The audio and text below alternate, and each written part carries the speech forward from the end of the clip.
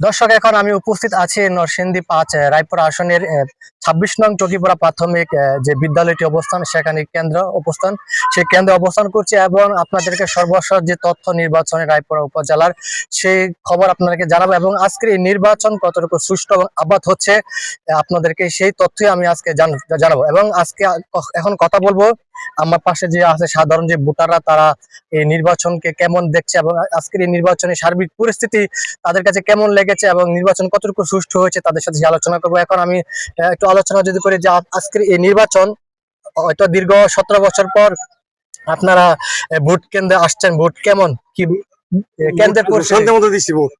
এরকম শান্তি 17 বছর পাইছি না। আচ্ছা, আপনি নিরপেক্ষ ভাবে বলবেন যে আজকের নির্বাচন কেমন? নির্বাচন ভালো হয়েছে, সুষ্ঠু হয়েছে। যে আমি আরেকজনের কাছে যদি জানতে চাই, আপনারা দেখছেন আজকের ২৬ নং টকিপাড়া যে প্রাথমিক উচ্চ বিদ্যালয়ে যে ভোট কেন্দ্রটি আছে, এখানে কেমন নির্বাচনের পরিবেশ দেখেন? সকাল ৭টা ৩০ থেকে ভোট শুরু হয়েছে, আজ বিকাল ৪টা ৩০ পর্যন্ত হবে।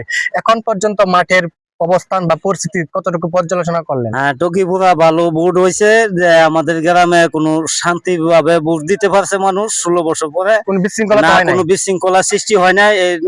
অনেক সুস্থ জায়গা এটা এলাকা, কিন্তু এনে কোনো সমস্যা নাই। এখন পর্যন্ত আপনি কতটুকু আশাবাদী এই যে আসন, রায়পুর আসন, এখানে কার জনপ্রিয়তা আপনি এখন দেখতে পাচ্ছেন? এখন বর্তমানে এনে টকিপুরা থেকে ধানের শীষ জয়লাভ করবে ইনশাল্লাহ। এটা আপনি আশাবাদী?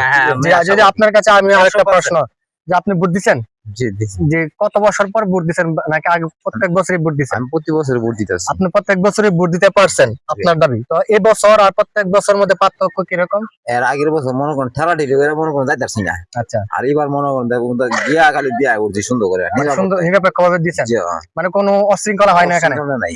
যে আমি যে আরো কারো কয়েকজনের কাছে জানতে চাবো, যে ভাই, যে আপনি একটু বলেন, আপনি তো তরুণ, একজন তরুণ ভোটার, যে অনেকে বলেন যে তরুণদের এই ভোটকে খুবই প্রাধান্য বা গুরুত্ব দেওয়া হয়েছে তরুণদের। এক তরুণ ভোটারের কাছে আমি এখন তার ভাবনা এবং চিন্তা এবং এই কেন্দ্রকে নিয়ে এবং রায়পুরা যে আসনটি আছে সেই আসন নিয়ে একটু যদি তার কাছ থেকে মুখ শুনতে চাই। জি বলেন। আমরা ইনশাল্লাহ এই টকিপুরা ২৬ নং টকিপুরা সরকারি প্রাথমিক বিদ্যালয়ের যে কেন্দ্র আমাদের এখানে, আমরা এই এলাকার, আমরা ছোট সময় থেকে দেখে আইতেছি এই এলাকার মধ্যে আমাদের এই কেন্দ্রটা খুবই শান্তিপূর্ণ ভাবে আমরা এই ইলেকশন করতে পারছি। তো মাঝখানে বিগত ১৭ বছর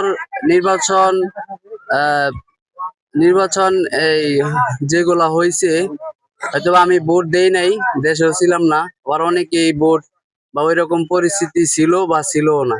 তো এই বছর আচ্ছা, আপনার আরেকটা প্রশ্ন, নিরপেক্ষ একটা প্রশ্ন আছে। এখন তো আপনি ভোট দিলেন, রায়পুরাতে যে প্রার্থী আছে আমি জানি যে প্রধান যে প্রার্থী ইঞ্জিনিয়ার আশরাফুদ্দিন বকুল এবং তার সাথে ১৭তম প্রার্থী পনির স্যার এবং ১০ দলীয় জোটের প্রার্থী মাওলানা তাজুল ইসলাম এবং হাত পাকা প্রতীক আছে মাওলানা বদরুজ্জামান। তাদের মধ্য থেকে আপনি এখন পর্যন্ত কাকে এগিয়ে রাখছেন?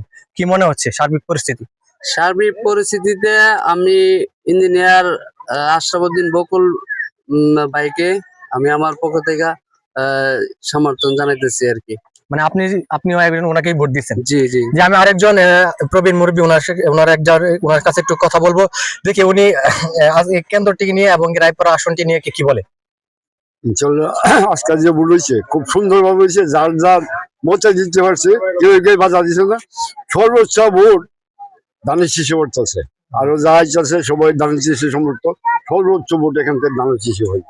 যে আমি আরো কয়েকজনের সাথে কথা বলে দেখি তাদের ভাবনা। যে আপনি একটু বলেন, যে আপনি তো কেন্দ্রে সকাল থেকে মনে আছে? সকাল থেকে আছে।